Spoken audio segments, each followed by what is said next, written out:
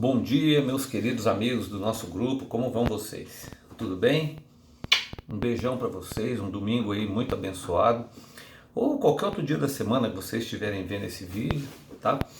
Pessoal, falando sobre liberação miofascial, o pessoal me pergunta no meu Instagram sobre liberação miofascial e sobre o uso do foam roller, que é aquele rolinho, né, que as pessoas fazem em decúbito, deitam, liberação da região posterior da coxa, dos isquiotibiais, da região torácica.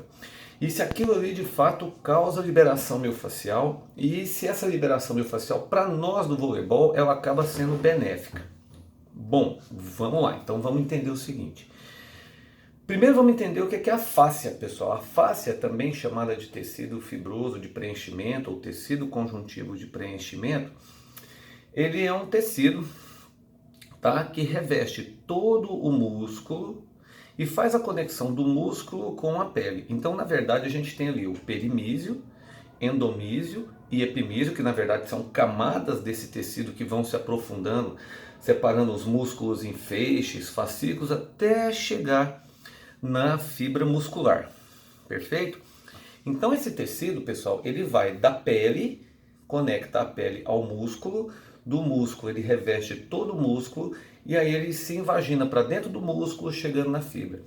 E esse tecido, pessoal, ele é conectado no corpo todo. Então as fáscias, de um modo em geral, elas conectam, por exemplo, os músculos da face, do pescoço, do peito, né, abdômen, coxa. Então assim, é o tecido, é o chamado tecido conectivo, perfeito? E é o tecido mais inervado do corpo. Haja vista, que eu acho que eu já comentei aqui, que vários autores comentam, pessoal, que, por exemplo, as dores lombares, 80% delas são de origem miofacial, perfeito? Tá? E uma coisa muito interessante também, que você pega, por exemplo, dores nas articulações, né? Nem sempre, pessoal, a dor é de um processo inflamatório. A dor muitas vezes pode ser retração desse tecido conjuntivo advindo de um músculo, de um tendão. O indivíduo pode ter um encurtamento, por exemplo, num piriforme, né? E você tem uma retração facial ali, gerar dor no joelho. Enfim, você tem uma série de causas aí e de alterações em relação ao tecido miofacial. Mas e aí, pessoal? Aquele rolo lá, você deitando sobre ele, fazendo a pressão. Primeiro que a fisiologia do uso desse rolo funciona da seguinte maneira. Como que te ensinam a fazer nos cursos de liberação miofascial? Você vai deitar naquele rolo, ou vai posicionar o músculo que você quer liberar, e com isso, com o peso do seu corpo, você vai fazer uma pressão em cima do ponto de maior dor. Que às vezes não precisa nem ser aquele rolo, pode ser uma bolinha de tênis ou qualquer outro objeto duro. E você vai fazer um ponto de pressão, fazer pressão em cima do ponto de maior dor e vai massagear ali em torno de 30 segundos, que foi o tempo utilizado na maioria dos artigos. Beleza, pessoal? O que acontece? Vai causar liberação miofacial, pessoal? A resposta é não. Por quê? Porque liberação miofacial, pessoal, ela depende de 3 fatores para você causar um alongamento da face, para você distensionar essa face. Então, por exemplo, se eu tenho aqui um peitoral encurtado por alguma dor, alguma retração, isso vai gerar uma repercussão no meu bíceps e nessa região dos flexores do punho. Para eu causar uma liberação miofacial, pessoal, eu dependo de 3 coisas, né? Geralmente se usa as técnicas de deslizamento manual. Há quem usa, por exemplo, a liberação instrumental, a crochetagem, que é aquele ganchinho assim, ou a ventosa.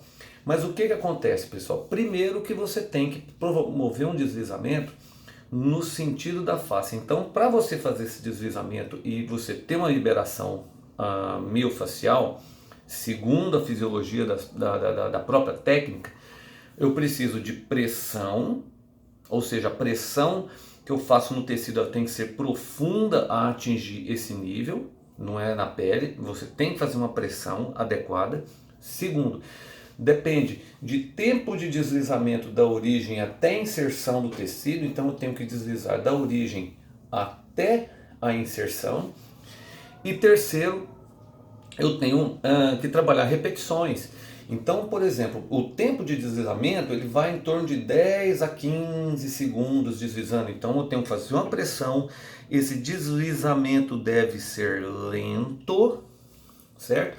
E eu vou trabalhar em torno aí de 10 repetições, 15 repetições. Aí sim, pessoal, eu vou tentar promover uma liberação miofascial. Quando você faz aquela pressão com o rolo, pessoal, ele não está fazendo esse deslizamento. O que ele está causando ali é o seguinte: primeiro, a pressão em cima do ponto de dor vai causar uma saturação das terminações nervosas livres e um estímulo dos mecanorreceptores. Né? Então, ou seja, você está gerando dor, vai chegando um ponto que a dor vai diminuir em função dessa saturação. Segundo, você causando pressão em cima do ponto de dor, você gera uma isquemia ali no momento, que a partir do momento que você alivia, você gera um fluxo de sangue positivo. E isso vai fazer com que o músculo relaxe. Então, na verdade, pessoal, os artigos que vocês viram aí, que estão no grupo, essa liberação ela vai acontecer não porque ela vai liberar o músculo não se libera, o músculo já está ali, ele movimenta normalmente, né? Você pode ter uma redução do movimento em função de um espasmo, em função de uma dor. O que você está causando naquele ponto de pressão, primeiro, uma saturação das terminações nervosas livres, estímulos dos mecanorreceptores e uma modulação da dor. Feito isso, a hora que você tira o ponto de pressão, você aumenta o fluxo de sangue positivo, ou seja, você aumenta o fluxo sanguíneo, o músculo tende a relaxar. Então, com isso, você causa uma melhor liberação do movimento. Então, ou seja, pessoal, os artigos que mostram, pessoal, sobre liberação miofascial, primeiro, grande parte dos artigos, eles são inconclusivos com relação à liberação da fáscia mesmo, a você ter a pele aqui, músculo aqui, você causar um distensionamento. Mas eles são conclusivos, pessoal, que o rolo ele promove a liberação da amplitude, mas não em função de uma liberação miofascial, mas em função de uma redução do quadro de dor, uma modulação da dor e um relaxamento muscular que vem após o ponto de pressão. Então, pessoal, o rolo ele funciona sim, perfeitamente no que tange a liberação e facilitação do movimento. Mas ele não causa liberação miofascial, pessoal. Ele não atinge esse nível profundo, ele não promove esse deslizamento, esse tensionamento miofascial com esse tanto de repetição. Então, ou seja, os artigos mostram que dão resultado. O produto, de fato, ele entrega o que ele propõe.